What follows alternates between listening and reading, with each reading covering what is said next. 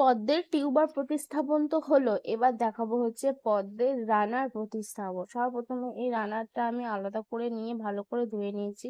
এখানে একটা গামলায় প্রথমে আমি গোবর সারের একটা লেয়ার দেওয়ার পর দিচ্ছি পাকের একটা লেয়ার। পাকটা ভালো করে ঢেলে নিয়ে আমি হাতের সাহায্যে গোটা গামলাটায় ভালোভাবে সমান করে ছড়িয়ে নিচ্ছি। এবার এভাবে গোল করে আমি আলতো হাতে আঙুলের সাহায্যে একটা দাগ কেটে নিয়ে সেই দাগের অনুসারে রানারটাকে আলতো হাতে বসাচ্ছি। রানারের শিকড়গুলো আলতো হাতে আমি ভিতর দিকে অল্প অল্প ভাবে এইভাবে তাকের ইয়েতে বসিয়ে দেব।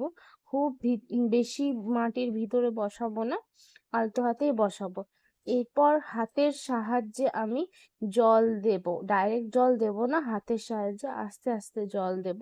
তো চলো আজকের জন্য এইটুকুই, নেক্সট আপডেট দেবো আমি পরের ভিডিওতে।